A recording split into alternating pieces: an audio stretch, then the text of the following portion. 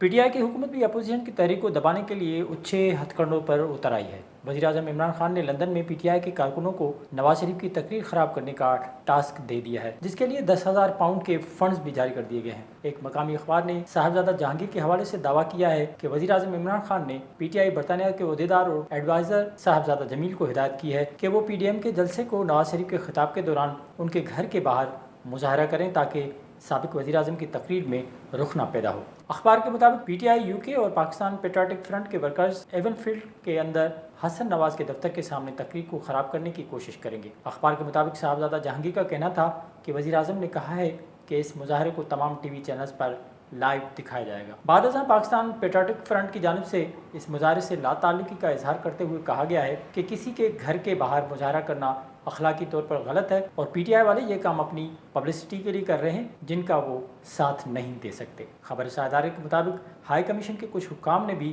اس بات پر مزاحمت کی کہ ریاست کے وسائل کو سیاسی مقاصد کے لیے استعمال نہیں کیا جا سکتا، جس پر صاحبزادہ جہانگیر نے ہائی کمیشن سے ملاقات کر کے معاملے کو ختم کر دیا۔ ادھر پاکستان میں بھی اپوزیشن کی تحریک کو نشانہ بنانے کے لیے شیخ رشید، فواد چودھری، شہباز گل اور شبلی فراز سمیت تمام وفاقی وزراء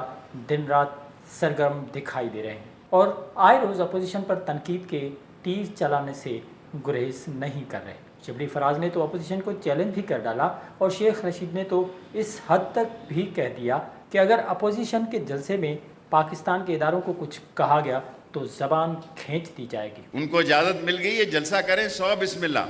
لیکن اس پاک فوج کے خلاف بات جو کرے گا اس کی زبان گدی سے کھینچ لی جائے گی۔ وزیر اعظم عمران خان اور وفاقی وزراء کے بیانات اور ان کی سرگرمیوں سے یہ ثابت ہو رہا ہے کہ پی ٹی آئی کی حکومت پی ڈی ایم کی تحریک سے نہ صرف خائف ہے بلکہ ان کے اوسان بھی خطا ہوتے جا رہے ہیں۔ یہاں سوال یہ پیدا ہوتا ہے کہ ابھی تو پی ڈی ایم کے اعلان کردہ جلسوں میں سے ایک جلسہ بھی منعقد نہیں ہوا۔ جب یہ جلسے ملک کے طول و عرض میں منعقد ہوں گے اور اس کے نتیجے میں جو سیاسی فضا پیدا ہوگی تو اس سے پی ٹی آئی حکومت کیسے نمٹے گی؟